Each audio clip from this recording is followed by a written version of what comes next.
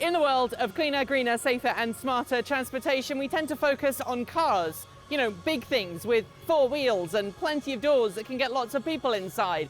But the reality is, if we want to electrify the world of transport, we need more than just run-of-the-mill cars, and that's where Arcimoto comes in.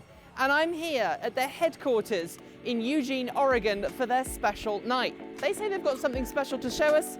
Let's find out what it is. So, not long after I started this venture, I asked Joe Morgan, our longest serving team member, what my job was. And he said, your job is to communicate the vision.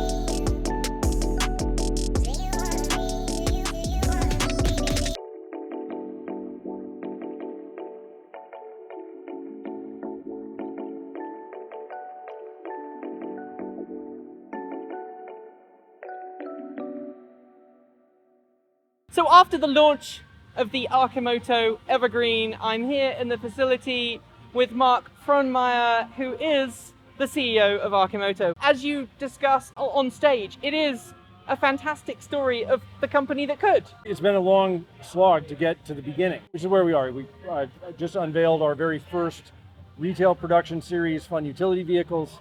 They were built right on this assembly line right here. You can see we've got green lights at every station. The line is moving, and this is a milestone that we have been working toward for 12 years. You have effectively bucked the trend for American vehicles, because everyone in America is going larger, bigger, well, one of the heavier. things I really like about the Arcimoto, I mean, first of all, the idea that we use 7-passenger giant multi-ton machines to go by ourselves to get coffee or go to work or whatever, it's crazy. We are so over capacity, so over consumptive in terms of our transportation patterns. But one of the things I really like about the FUV is that it gives you the feel of a much larger vehicle in something that's not much bigger than a touring motorcycle. You can park 3 of these in one parking space. It's really maneuverable in traffic, but it's got something about the feel of the ride, and we've just really worked the suspension over generation after generation after generation.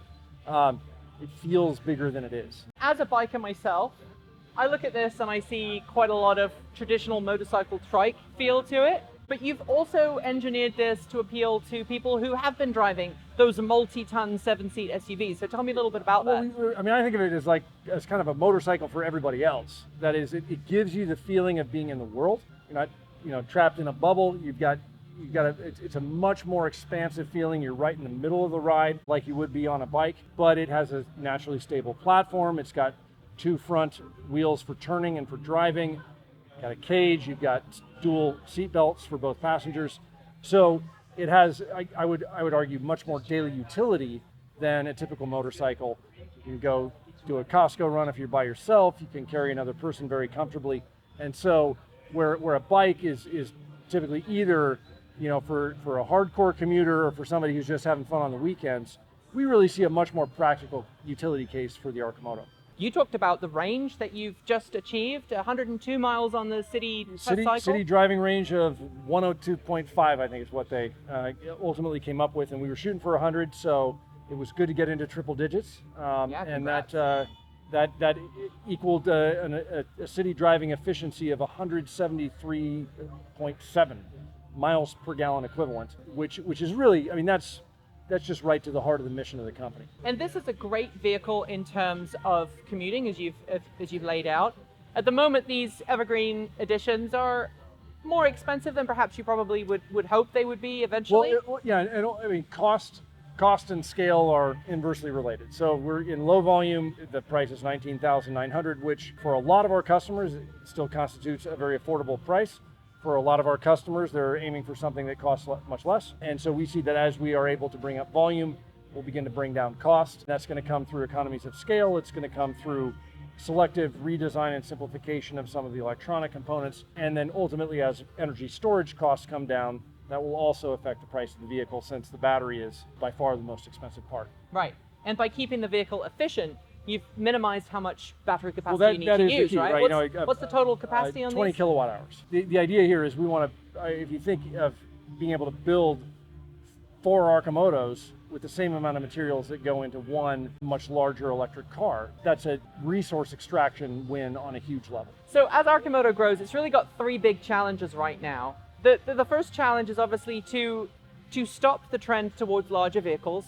Today is the day that we learned that President Trump and his administration are actively going after the state of California and its targets for vehicle emissions. We're also learning that this is the day when, it's the day before, as you said, when kids are going to be striking for climate change. Greta Thunberg is now in the US appealing directly to those in power to do something now, because there's no time left. Right. And at the same point, at the other end of the market, you've got the guys down in California, Tesla, who have a huge army of fans who want Tesla to succeed at every turn and view any car company, any automobile company, any mobility company that isn't Tesla as a failure. How do you beat all of those 3 targets? Starting with the third one. I mean, my mom's got a Tesla. When I need to go on a long trip, that's absolutely the car I take. It's a beautiful machine, and they've just absolutely smoked the entire rest of the auto industry in terms of delivering an absolutely amazing electric car. And so, when I think of the driveway of the future, you've got your family car made by Tesla, and you've got your everyday go-getter made by Arcimoto. I see them as sort of the miracle of and we've found that a number of our customers are Tesla customers.